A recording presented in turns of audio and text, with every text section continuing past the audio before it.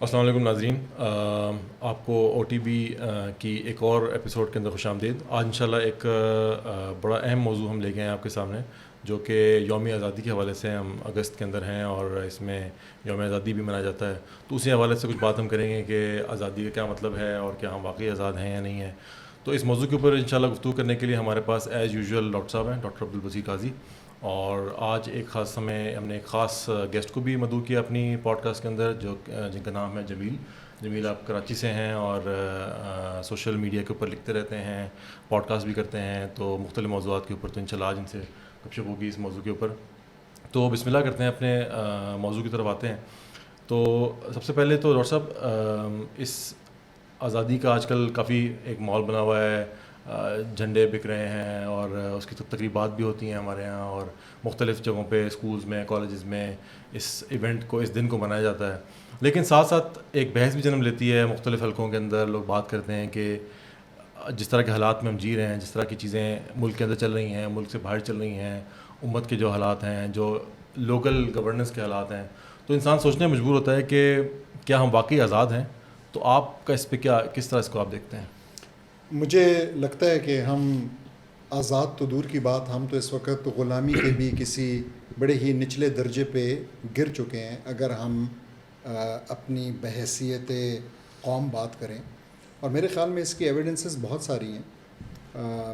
آپ دیکھیں کہ کس طریقے سے ہمارے ملک کا جب بجٹ بنتا ہے تو ہمارا وزیر اعظم یہ کہنے پہ مجبور ہو جاتا ہے کہ جی اس چیز کا اپروول مجھے IMF سے ملا ہے، اس چیز کا مجھے نہیں ملا ہے، تو آپ کے پاس کیا معاشی آزادی رہ گئی؟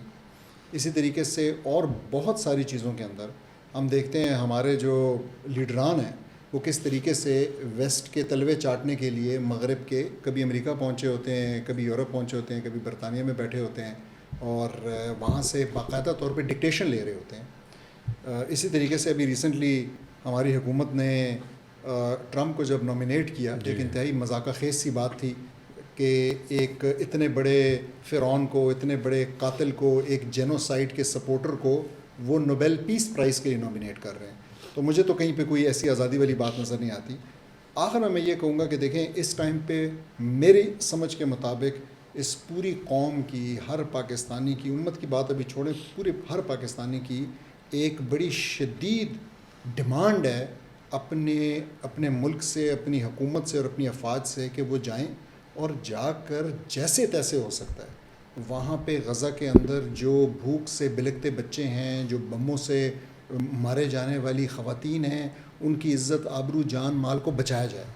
تو اگر ہم آزاد ہوتے تو قوم کی یہ ڈیمانڈ ہے، یہ اس کو پوری کر لیتے۔ یہ اس کے بالکل برعکس کرنے جا رہے ہیں اور یہ جو ہے نا ان کے ساتھ پینگیں بڑھا رہے ہیں۔ اسرائیل کے ساتھ بھی جو ہے نارملائزیشن کی باتیں چل رہی ہیں، کہیں ہم ابراہم اکارڈز کی بات سن رہے ہیں، کہیں ہم اور اس قسم کی۔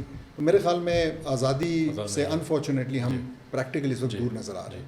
میں اس میں ایڈ کرنا چاہوں گا، میرے خیال سے بہت سمپل سی ڈسکشن ہے، بھائی صاحب نے تو ڈیٹیل میں کی کہ سمپل سی بات ہے، آزادی نہیں، ہم لمحہ فکریہ ہونا چاہیے، ہمیں ٹینشن ہونی چاہیے کہ 70-80 سالوں میں ہم نے کیا کیا۔ یعنی کہ آج بھی اگر ہمیں مغربی NGO آ کے بتایا کہ ہم نے کتنے بچے پیدا کرنے ہیں، IMF آ کے بتایا کہ آپ کا بجٹ کیا ہوگا، ٹیکسز کیا ہوں گی، بجلی کا بل کیا ہوگا، اور جو FATF آ کے بتایا آپ کی بینکنگ کیا ہوگی، امریکہ آ کے بتایا کہ آپ کو فارن پالیسی کیا ہوگی، اور حتیٰ کہ آپ کا نادرہ بننا ہی نہیں بننا یہ بھی امریکن مفادات کے تحت وہ آپ کو ڈکٹیٹ کریں گے، تو کون سی آزادی؟ اور دوسرا پرسپیکٹو یہ ہے کہ آزادی اگر اسلام کے نام پر تھی تو اگر 70 سال بعد بھی ہم 80 سال بعد بھی کہہ رہے ہیں کہ سود ہمیں حرام قرار دلوانا ہے، ہم 70-80 سال بعد بھی ڈسکشن کر رہے ہیں کہ مثال کے طور پر ہماری آئیڈینٹی کیا ہے، اگر ہم 70-80 سال بعد بھی کہہ رہے ہیں کہ ناموس رسالت جو ہے وہ ہمیں انفورس کروانا ہے، 70-80 سال بعد بھی ڈسکشن ہو رہی ہے کہ غزہ جو ہے وہ ہمارا مسئلہ ہے، تو پریکٹیکلی تو کہاں ہے آزادی؟ تو یہ تو لمحہ فکریہ ہونا چاہیے۔ دیکھو، آپ نے میرے خیال ایک گفتگو کو درست طرف موڑا کہ آپ نے آئیڈینٹی کی بات کی۔ بات یہ ہے کہ 77 سال پہلے جب ملک بنایا گیا اور اس کی کہا گیا کہ یہ اس پاکستان کا مطلب کیا، لا الہ الا اللہ، یا یہ ایک مسلم ریاست ہوگی، مسلمانوں کی رہنے کی جگہ ہوگی، ایک پریڈومیننٹلی ہمیں نظر آتا ہے کہ مسلمانوں نے اپنے لیے ایک اسلامی ریاست کا خواب دیکھا اور ایک ایسی ریاست کا مطالبہ کیا یا اس کو بنانے کے لیے کوشش کی جہاں پہ مختلف جو ہیں علاقوں کو منظم کیا جائے اور اسلام امپلیمنٹ ہو سکے، اسلامی ریاست بن سکے۔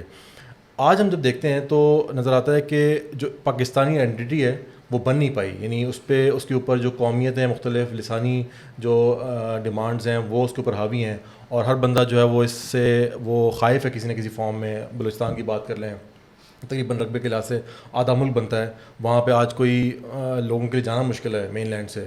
کراچی کے اندر اپنے مسائل کا ذکر کر رہے ہیں, فاٹا کے اندر ہمارے آپریشن چل رہے ہیں, کشمیر کے اندر لوگ ڈیمانڈس کر رہے ہیں آٹے کی, اس کی اکانومی کے مسائل ہیں, ڈفرینٹ قسم کے اور مسائل چل جاتے ہیں. ابھی کچھ عرصے پہلے کرفیو لگا ہوا تھا.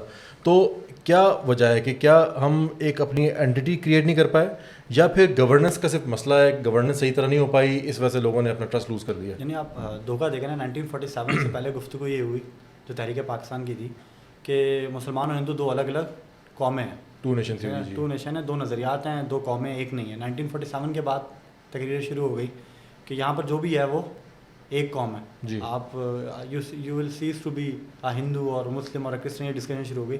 تو آپ نے فرام دا فرسٹ ڈے وہ بنیاد خود ڈھا دی جس سے کوئی قوم ابھر کے نکل آ سکتی تھی. اب میں صرف کمپیرن کے لیے ہسٹوریکلی مسلمانوں میں کب یہ قومی سرحدیں رہی ہیں, کب نیشن اسٹیٹ کا تصور ہے. فرغانہ ویلی سے بندہ اٹھتا ہے اور ہندوستان پہ مسلم حکمرانی, مسلمانوں کی سلطنت اور مسلمانوں کا راج شروع ہو جاتا ہے. سمرقند, نشاپور, بخارا سے بندہ اٹھتا ہے اور وہ بغداد اور قاہرہ میں علم, اصول, فقہ, حدیث ان کو پڑھاتا ہے. ایک کرد اٹھتا ہے اور وہ عربوں اور ترکوں کی قیادت کرتے ہوئے فلسطین کو آزاد کرتا ہے. یہ ہماری ہسٹری ہے.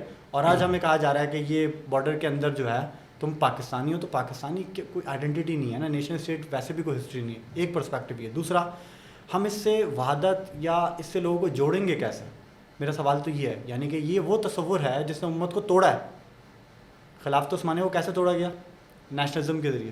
عرب نیشنلسٹ تحریکیں کھڑی کی, اس سے پہلے بالکنس میں تحریکیں کھڑی کی گئی, پھر ٹرک نیشنلزم جو ینگ ٹرکس نے کھڑی کی, اور اس کے نتیجے میں مسلمانوں کی وحدت ختم ہوئی. تو جس دوا کے ذریعے, جس ٹول کے ذریعے, جس مین کے ذریعے ویسٹ نے مسلمانوں کی یونٹی کو ختم کیا, آج ہمیں کہا جا رہا ہے کہ اس کے ذریعے, اس نیشنلزم کے ذریعے ہم ایک ہو سکتے ہیں. تو یہ تو یعنی کہ پریکٹیکلی امپاسبل ہے. ایک کانسیپٹ کی بات کی جاتی ہے اسلامک نیشنلزم کی, ترکی میں بات کی جاتی ہے, پاکستان میں بات کی جاتی ہے کہ ٹھیک ہے ہم اس گلوبل جو رولز بیسڈ آرڈر ہے اس کا حصہ رہیں گے, نیشن اسٹیٹ ہوں گے, لیکن ہم اپنے یہاں اسلام امپلیمنٹ کریں گے, ہمارا شناخت اسلامی ہوگی, ہم اسلام کے اصولوں پر عمل کیا کریں گے, ہمارے قوانین جو ہیں وہ اسلام کے مطابق ہوں گے, اس کے اگینسٹ نہیں ہوں گے قرآن و سنہ کے. تو کیا آپ کے خیال میں وہ امپلیمنٹ نہیں ہو پایا یا نہیں ہو سکتا, اس پر ہم کیا کہیں گے؟ یہ کانٹرڈکٹری ایک بات ہے نا, یعنی کہ اسلام کے اصولوں کے مترادف بھی کچھ نہیں کریں گے لیکن ہماری قومیں سرحدیں ہوں گی. ہم اسلام کے اصول کے خلاف کچھ نہیں کریں گے لیکن ہماری فوجیں غزہ کے لیے روانہ نہیں ہوں گی. ہم اسلام کے احکامات کے بالکل رون دیں گے نہیں, لیکن افغانیوں کے, عراقیوں کو, مسئلوں کو اپنا مسئلہ بھی نہیں سمجھیں گے. تو پریکٹیکلی دیکھنے کی ضرورت ہے. نیشنلزم کہہ رہا ہے بارڈر کے اس پار آپ الگ قوم ہے, اس پار الگ قوم ہے.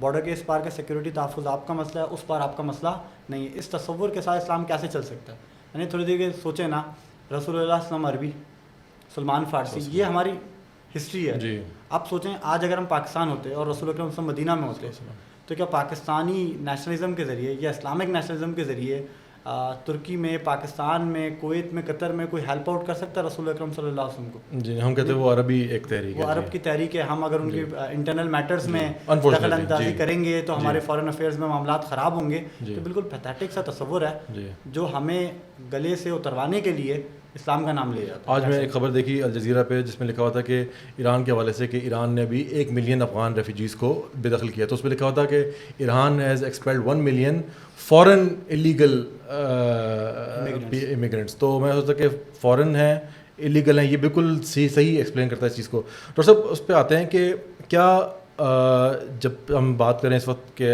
جب آزاد ہوا پاکستان سو کالڈ یا تحریک آزادی کے اس میں جب 77 سال پہلے ایک ملک بنا, تو کیا ایک اپنے آپ کو ایک نیشن اسٹیٹ بنانا یہ اس وقت ہی ڈال دی گئی تھی ایک ڈیویشن کی اسلامک کاز سے, یا کیا پرابلم؟ کیا ہم نیشن اسٹیٹ کو پرابلم سمجھتے ہیں یا ہم اسٹیٹ ہونے کو پرابلم سمجھتے ہیں؟ اگر نہیں تو کس طرح کی اسٹیٹ ہونی چاہیے؟ دیکھیں بڑی کلیئر سی بات ہے کہ جو امت کے جذبات تھے اس وقت اور جو امت کی انڈرسٹینڈنگ تھی کہ جو ہونے جا رہا ہے اور جو امت کے نعرے تھے وہ سارے کے سارے اسلام کے لیے تھے, مسلمانوں کی وحدت کے لیے تھے. They so it is a starting point for the امہ اینڈ فار دی اماز ریوائول. تو ان کو یہی سمجھ میں آ رہی تھی, وہ اس وقت نئے اس خلافت موومنٹ سے نکلے تھے, اس صدمے میں بھی تھے اور وہ چاہ رہے تھے کہ کسی طریقے سے اسلام ریوائیو ہو. اور ہم جو ہے نا اس کو وہ اسپرنگ بورڈ کا لفظ انگلش میں استعمال کیا جاتا ہے کہ یہ اسٹارٹنگ پوائنٹ ہوگا.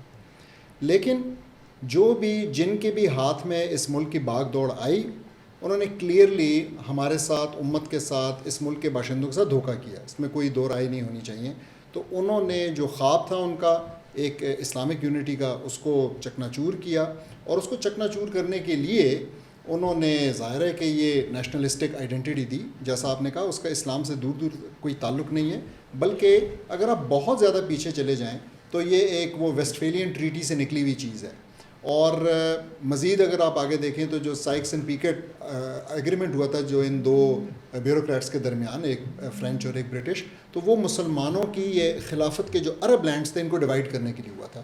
اور ادھر پھر جو ہے نا برطانیہ نے اپنا رول پلے کیا اور مسلمانوں کی اس لینڈ کو، جو کہ کئی 100 سال کے لیے مسلمانوں کی لیڈرشپ کے انڈر تھی، اس کو جاتے ہوئے انہوں نے ڈیوائڈ کیا اور بہت بڑا حصہ جو ہے وہ ہندوؤں کے حوالے کر کے چلے گئے اور ایک چھوٹا سا حصہ مسلمانوں کو دیا. لیکن اگین ہماری یہ انڈرسٹینڈنگ تھی، ہمارے لوگوں کی انڈرسٹینڈنگ تھی، ان کے یہ نعرے تھے کہ ہم اس سے ایک اسلامی ریاست بنائیں گے. انفارچونیٹلی وہ خواب جو ہے وہ شرمندہ تعبیر نہیں ہوا. اچھا، اب لوگ بات یہ کرتے ہیں کہ اب چونکہ بن چکا ہے، اس کا قیام ملک پذیر ہو چکا ہے، ایک ریاست بن چکی ہے، اس کے ادارے ہیں، اس کی سرحدیں ہیں، اس کی افواج ہیں، تو کیا کر سکتے ہیں مسلم یونٹی کے لیے تاکہ مسلمان ایک دوسرے کے قریب آ سکیں، انٹیگریشن ہو سکے؟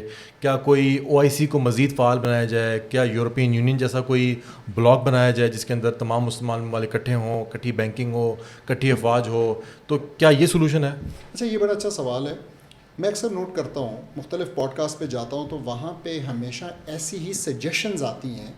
اور آپ کو خاص طور پہ ہمارے جو ذرا انٹیلیجنسی ہے، ہماری اشرافی، ان کے درمیان بھی یہ ڈسکشن نظر آتی ہے کہ جی کوئی EU ماڈل ہو جائے، کوئی مسلمانوں کا بلاک بن جائے. ایک سوال ہے، ایسا کیوں سوچتے ہیں؟ مطلب کیا یہ سوچ اپنے آپ میں بڑی ڈیفیٹسٹ نہیں ہے کہ آپ کو اسلام آپ کو کہہ رہا ہے کہ آپ نے جو عمل کرنا ہے، من عمل عملا لیس علیہ امرنا فہو رد، کہ آپ نے جو بھی عمل کرنا ہے اس کے لیے آپ کے پاس ہمارا امر چاہیے. ٹھیک ہے، رسول صلی اللہ علیہ وسلم بتا رہے ہیں کہ اس کے لیے امر ہوگا، ورنہ وہ عمل جو ہے وہ رد ہو جائے گا، وہ ردی کی ٹوکری میں پھینک دیا جائے گا. اور یہاں پہ ہم جو ہے نا ان اقوام کی تشبیہ کرنے میں لگے ہوئے ہیں، ان اقوام کو کاپی کرنے میں لگے ہوئے ہیں. ٹھیک ہے، اور ان کے ماڈلز لے رہے ہیں. وائی؟ یہ ایک انفیریورٹی کمپلیکس ہے جو کہ ہمارے اندر آیا ہے جب سے ہم نے اسلام کے جو مذہب والا ایلیمنٹ ہے اس کو تو تھامے رکھا، پکڑے رکھا، لیکن اسلام کا جو آپ کہہ لیں سیاست والا، رولنگ والا، ٹھیک ہے، جو ایک ہماگیریت کا جو کانسیپٹ ہے وہ جب سے ہم سے چلا گیا تو اس کے بعد سے ہم اس قسم کی چیزوں کو دیکھ رہے ہیں. We are trying to fit ourselves into the western acceptable model. حالانکہ اسلام کے اندر نیشنلسٹ اس قسم کی اپروچ کی، اسلام کے اندر بلاکس کی، اسلام کے اندر اس قسم کی جو ہے نا کہ ہم جو ہے نا یونیفائی ہو جائیں گے، یعنی اپنی اپنی وہ برقرار رکھیں گے آئیڈینٹی EU کی طرح، لیکن ہم ایک چھتری تلے یونیفائی ہو جائیں گے، اس کی کوئی گنجائش نہیں ہے. اسلام کا ماڈل بڑا کلیئر ہے کہ آپ جو ہے نا آپ کے لیے ایک ہی لیڈر ہو سکتا ہے، آپ کے دو لیڈر ہی نہیں ہو سکتے. یعنی اگر رسول اللہ صلی اللہ علیہ وسلم ہمیں یہ بات بتا گئے ہیں نا کہ آپ نے اذا بوئی لخلیفتین فاقتلوا الآخر منہما، کہ اگر آپ جو ہے نا خلیفہ دو خلفاء کو بیعت دی جائے، اس کا کیا مطلب ہے؟ اس کا مطلب یہی ہے کہ آپ کے دو لیڈرز نہیں ہو سکتے، آپ کے دو بلاکس نہیں ہو سکتے، دو نیشنل، یہ ہو نہیں سکتا. It has to be under one person. ٹھیک ہے، یہ ہمارا یونٹری لیڈرشپ کا ماڈل ہے. تو اگر یہ نہیں ہو سکتا تو یہ باتیں فضول کی ہیں، اور لوگ جو ہیں اس کو وہ بتدریج والا ایک سوچتے ہیں کہ شاید جو ہے نا ہم آہستہ آہستہ کرتے کرتے وہاں تک پہنچ جائیں گے. ایسا کبھی بھی نہیں ہوگا. یہ سارے جو ہے نا ڈسٹریکشنز ہیں اور یہ ساری ڈیویشنز ہیں جن سے ہمیں دور رہنا چاہیے. اچھا، ایک سوال ہے جو آپ دونوں میں سے کوئی بھی جواب دے سکتا ہے کہ لوگ یہ کچھ لوگ یہ سوال کرتے ہیں کہ مذہب کی بنیاد پر لوگوں کو اکٹھا نہیں کیا سکتا. تھوڑا سا یعنی یہ ایک آؤٹ سائڈ آرگومنٹ ہے، لیکن اس بہرحال یہ ایگزسٹ کرتا ہے کچھ لوگوں میں کہ لوگ سمجھتے ہیں کہ سیکولر بنیادوں پر لوگوں کو اکٹھا جو کیا جا سکتا ہے، قومیت کی بنیاد پر یا مفاد کی بنیاد پر یا وطنیت کی بنیاد پر، جبکہ اسلام یا کوئی بھی مذہب لوگوں کو اکٹھا نہیں کر سکتا. اور اس کی لوگ مثال دیتے ہیں یورپ سے کہ لوگ مذہب کے نام پر لڑا کرتے تھے، یا لوگ مثال دیتے ہیں اسلامی ہسٹری سے، جو کہ ایک اپنے آپ میں ایک الگ موضوع انشاءاللہ جس کو ہم ایڈریس کریں گے، کہ جو لوگ بات کرتے ہیں کہ اسلامک ہسٹری کے اندر لوگ لڑتے رہے، یہ جو کہ یقیناً ایک درست بات نہیں ہے. لیکن کچھ ایگزامپلز لوگ کوٹ کرتے ہیں. بنگلہ دیش کے لوگ اگزامپل دیتے ہیں کہ آپ نے ایک نیشنل یونٹی بنانے کی کوشش کی, مذہب کی بنیاد پر آئیڈینٹی بنانے کی کوشش کی, جس کو کچھ عرصے میں جو بنگلہ دیش کے مسلمان تھے ایسٹ پاکستان وہ علیحدہ ہو گئے, کیونکہ ان کی آئیڈینٹی تھی وہ ان کو حق خود ارادیت نہیں ملا تھا, ان کو سیلف ڈٹرمنیشن نہیں ملی تھی, ان کی لینگویج کو نہیں رکھا جا رہا تھا, ان کے بجائے کسی اور لینگویج کو رکھ دیا کہ ان پہ امپوز کی جا رہی تھی. تو اس بارے میں آپ لوگ کیا دیکھیں, میں کوئی ایک پوائنٹ کرنا چاہوں گا کہ جب ہم بنگلہ دیش کی بات کرتے ہیں, ایون پاکستان کے اندر جو لسانی اور اس قسم کے جھگڑے موجود ہیں ان کی بات کرتے ہیں, تو ایک بات ہمیں سمجھنے کی ضرورت ہے کہ یہاں پہ تو وہ کوشش, وہ کاوش مسلمانوں کو اسلام کے اوپر ریز کرنے کی اور یونائٹ کرنے کی کبھی کی نہیں گئی ہے. تو یہاں پہ تو ہمیشہ وہ نیشنلسٹک آئیڈینٹی کی بات ہوئی ہے, اور پاکستان کے اندر پاکستانیت کی بات ہوئی ہے, بنگلہ دیش کے اندر بنگالی ہونے کی بات ہوئی ہے, اور جو کہ انڈرمائن کرتا ہے اسلام کو. آن دی ادر ہینڈ ایک بات اور سمجھنے والی ہے, اور وہ یہ کہ دیکھیں اسلام جو ہے وہ صرف مسلمانوں کا دین نہیں ہے. So what do I mean by that? As a عقیدہ تو یہ مسلمانوں کا ہے, لیکن ایز اے سسٹم اس کے اندر پوری آپ کہہ لیں وہ قوت موجود ہے. بائی ڈیزائن یہ ایسا ہے کہ اس کے اندر آپ کے پاس اقلیتیں تو چھوڑیں, آپ کے پاس میجورٹی میں بھی لوگ ہو سکتے ہیں جو کہ کافر ہوں, and you would be ruling them, اور ان کو اہل الذمہ کہا جاتا ہے. تو یہ کانسیپٹ ہی نہیں ہے کہ کوئی مائنورٹی ہوگی یا میجورٹی ہوگی. سو دا تھنگ از کہ اسلام کا جس اسپیکٹ کی ہم بات کر رہے ہیں وہ ہم اسلام کے رولنگ والے اسپیکٹ کی بات کر رہے ہیں, اسلام کے نظام والے اسپیکٹ کی بات کر رہے ہیں. تو ہم اسلام کے ریلیجن کے اسپیکٹ کی بات نہیں کر رہے ہیں. ہم یہ نہیں کہہ رہے ہیں کہ یہ ایز اے ریلیجن جو ہے نا سب کو مسلمان ہونا ضروری ہے اور پھر اس کے بعد یہ نہیں, ایسی بات نہیں ہو رہی. تو اگر پاکستان کے اندر تھوڑی مقدار میں آپ کے پاس ہوں, کیا کہتے ہیں, کرسچنز ہوں یا ہندو ہوں, یا زیادہ کسی جگہ پہ زیادہ مقدار میں ہوں, it's the system we are talking about. اور اسلام کا سسٹم نے یہ ثابت کیا ہے کہ تقریباً 1300 سال کے قریب اس کی رولنگ رہی ہے, اور آپ کے پاس اس قسم کے قومیت والے ایشوز جو ہے نا وہ کبھی نہیں آئے. میرا خیال ہے کہ جو ڈسکشن ہو رہی ہے نا کہ اسلام جو ہے ایک امت نہیں بنا سکتا, کوئی اور بنا سکتا ہے. نیشنلزم نے تو ڈیوائڈ کیا, مطلب ویسٹ کو جو ورلڈ وارز دیے ہیں وہ کس نے دیے ہیں؟ جو نازی پورا تصور تھا, جو فیسزم کا جو پورا تصور تھا, وہ انہی تصورات کے نتیجے میں تو ابھرا. آج انڈیا میں جو کچھ ہو رہا ہے وہ کیا ہو رہا ہے؟ تو یہ نیشنلزم تو کوہرنسی دیتا ہی نہیں ہے, تو توڑتا ہے. اس کے برعکس اگر اسلام کو دیکھیں, رسول اللہ صلی اللہ علیہ وسلم پر جب وحی نازل ہوئی, اس وحی کی بنیاد پر عرب کے مختلف قبائل جڑ گئے. اوس و خزرج پہلے ساتھ نہیں ہو سکتے تھے, اسلام نے جوڑا. قریش ان کے ساتھ نہیں ہو سکتا تھا, اسلام نے جوڑا. طائف الگ تھا, اسلام نے جوڑا. نہ صرف عربوں کو جوڑا, آپ نے مصر کو ایسے اسلام میں ضم کر لیا کہ آج مصر کے لوگ عربی کہلاتے ہیں. آپ نے مراکش, الجزائر, یہاں تیونس کے لوگوں کو ایسے جوڑا کہ وہ آج مسلمان کہلاتے ہیں. تو اسلام نے تو پریکٹیکلی کر کے دکھایا کہ یہ ہے طریقہ لوگوں کو جوڑنے کا. یہ ایسا ایک آپ سمجھے میلٹنگ پاٹ ہے, اس میں جو آتا ہے اس عقیدے کی بنیاد پر وہ ایک امت بن کے نکلتا ہے. پھر میں ایمفسائز کروں گا, پاکستان بھی یہ کر سکتا تھا اگر 1947 کے بعد ہم لا الہ الا اللہ کی بنیاد پر جوڑتے. بنگالی لا الہ الا اللہ کو چھوڑ کے ہم سے الگ نہیں ہوئے, وہ ہم سے الگ ہوئے ہمارے ایک democratic majority secular nation state سے. اگر وہ لا الہ الا اللہ سے الگ ہونا چاہتے تو وہ ہندوستان میں ضم ہو جاتے, وہ کیوں نہیں ضم ہوئے؟ اور آج تو ہمیں نظر آ رہا ہے حسینہ واجد کے جانے کے بعد جو اسلامک ایموشن, سینٹیمنٹس, تھاٹس یہاں ایگزسٹ کرتے ہیں وہیں وہاں ایگزسٹ کرتی ہیں. تو اگر کوئی چیز امت کو جوڑ سکتی ہے وہ اسلام ہے. عرب اسپرنگ نے بتایا, ابھی کی ریالٹی نے بتایا, یعنی کہ سب چھوڑے نا. غزہ کا درد کراچی میں بیٹھے ہوئے شخص کو کیوں محسوس ہوتا ہے؟ کیوں اسلام آباد والا تڑپتا ہے؟ کیوں خیبر پختونخوا میں تکلیف ہوتی ہے لوگوں کو؟ کیوں لاہور والے پریشان ہوتے ہیں؟ کیوں ڈھاکہ, جکارتا, ریاض, استنبول, انقرہ, فیض, ان سب شہروں میں مظاہرے ہوتے ہیں؟ کیوں؟ کیونکہ کلمے کی بنیاد پر وہ فیل کرتے ہیں کہ ہم ایک امت ہیں. تو ہمیں ایک امت اسلام نے بنایا, اور پریکٹیکل مینیفیسٹیشن سسٹم کے تھرو بھی اسی انداز میں ہو سکتے جب امت کو جوڑ دیا جائے. تو اسلام کے علاوہ کوئی چیز ہمیں نہیں جوڑ سکتی. 80 سال بعد تو ایٹ لیسٹ ہمیں ایکسیپٹ کر لینا چاہیے. جزاک اللہ. اچھا, غزہ کی آپ نے بات کی, کیا وجہ ہے کہ اتنے بڑے مسلمان ممالک ہیں جن کے پاس بہترین افواج ہیں, انڈسٹریلائزڈ افواج ہیں, ایئر فورسز ہیں, نیوکلیئر صلاحیت ہے, اور ہر طرح کا جو ہے نا ویپنری اور صلاحیت موجود ہے, اور اس کے ہوتے ہوئے جو ہے غزہ جس کے اندر ایک بہت چھوٹا سا ملک جو ہے وہ اس طرح سے دراندازی کر رہا ہے, اور وہاں پہ پہلے لوگوں کو بم مارتا ہے, پھر اس کے بعد اسٹارویشن کے ذریعے جو ہے وہ پوری آبادی کو ایک جینوسائڈ ایک کمٹ کر رہا ہے پچھلے 2 سال سے. اور دنیا تو ہاتھ بہاند دیکھ ہی رہی ہے, لیکن تمام مسلمان ممالک جو تقریباً 40-50 ممالک ہیں افواج سے لیس ہیں, ہتھیاروں سے لیس ہیں, یہ جو ہیں وہ کچھ نہیں کر پا رہے. کیا آپ کو لگتا ہے کہ یہ یعنی کیا یہ ہم کیا یہ آزادی ہے یا یہ آزادی نہیں ہے, یا یہ آزاد ہونا جس کو لوگ آزادی سمجھ رہے ہیں یہ اس کے آڑے آ رہی ہے اس کام کے جو کہ ہونے کی ضرورت ہے جس کو.